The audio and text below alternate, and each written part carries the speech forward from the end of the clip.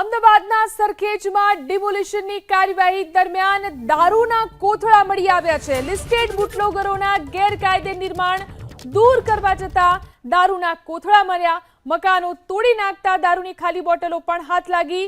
3 કોથળા ભરીને દારૂના કોથળા મળી આવ્યા છે।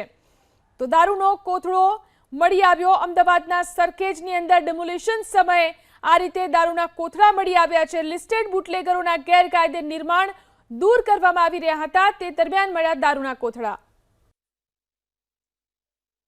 અમદાવાદના સરખેજ વિસ્તારમાં પોલીસ અને મામલતદાર તેની સાથે અમદાવાદ મહાનગરપાલિકા તરફથી ડિમોલિશન કરવામાં આવેલું છે। પ્રોહિબિશનના ગુના સાથે સંકળાયેલા 5 જેટલા આરોપીઓ છે તેમના મકાનો તોડી પાડવામાં આવે છે। દ્રશ્યો અહીંયા આગળ આપ જોઈ રહ્યા છો। આ દ્રશ્યો બીજા કોઈ સ્ટેટના નહીં પરંતુ ગુજરાતના છે કે જ્યાં આગળ દારૂ ભરેલી બોટલો છે, જ્યાં આગળ અહીંયા આગળ તેનો વેપાર ચાલી રહ્યો હતો તે સ્થળ બુટલેગરોના હતા અને તેને અત્યારે તોડવાની કામગીરી છે તે અહીંયા આગળ કરવામાં આવી છે। આખા થેલા ભરીને અહીંયા આગળ દારૂની બોટલો છે તે જોવા મળી છે। દ્રશ્યો અહીંયા આગળ આપણે બતાવવાનો પ્રયાસ કરીશું।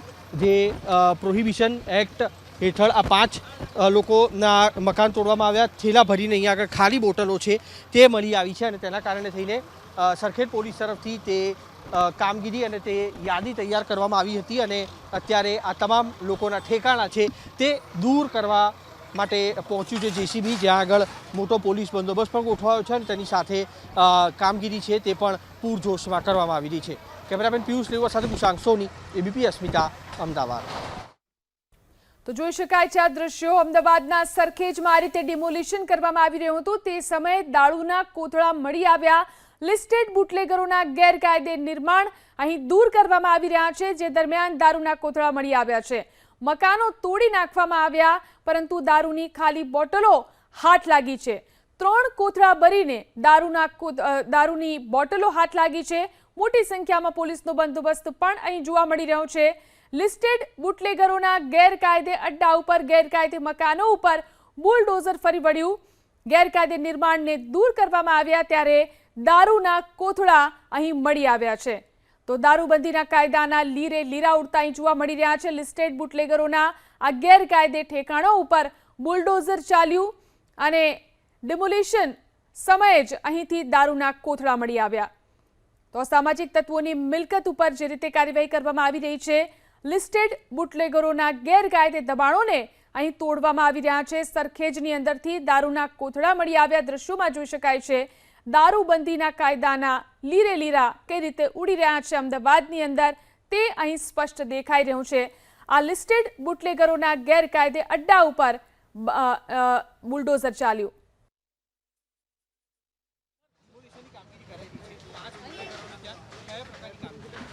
અત્યારે રાજ્ય સરકારશ્રી અને ડીજીશ્રી અને શ્રીપીશ્રીની માર્ગદર્શન હેઠળ જો લુખ્ખા તત્વો વિરુદ્ધ કામગીરી હાથ ધરવામાં આવેલ છે।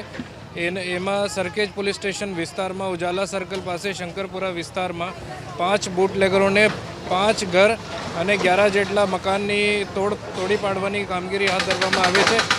એમાં લક્ષ્મણસિંહ કૃષ્ણ ગુલાબસિંહ રાઠોડ, બાબુભાઈ ગુલાબભાઈ રાઠોડ, જીતુ ગુલાબભાઈ રાઠોડ, દીપક ગુલાબભાઈ રાઠોડ, નવનીતભાઈ બાબુભાઈ રાઠોડ, જેના વિરુદ્ધ 9, 23, 7, 30 અને 4 ગુના દાખલ થયેલ છે। એને વિરુદ્ધ કડક કાર્યવાહી હાથ ધરવામાં આવેલ છે।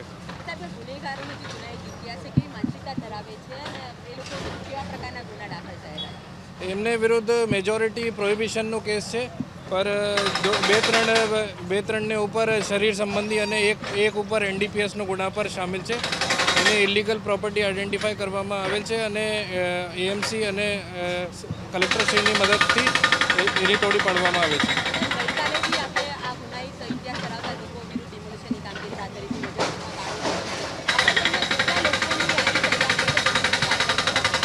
આ 150થી ઉપર યાદી ઝોન 7માં તૈયાર કરેલી છે અને એની જુદા જુદા પ્રોપર્ટી અને આઈડેન્ટિફાઈ કરવાની કામગીરી અત્યારે ચાલુ છે। અને જો પણ પ્રોપર્ટી ઇલીગલ રીતે એમને પ્રોપર્ટી ઇલીગલ રીતે જો ખડી કરી છે એને વિરુદ્ધ સખ્ત કાર્યવાહી હાથ ધરશે। એની સરખેજ પોલીસ અને આપણે ઝોન 7 પોલીસ એમને વિરુદ્ધ સખ્ત કાર્યવાહી હાથ ધરશે। સરકારી જમીન ઉપર છે એટલે એએમસીની મદદથી એમને તોડી પાડવામાં આવે છે।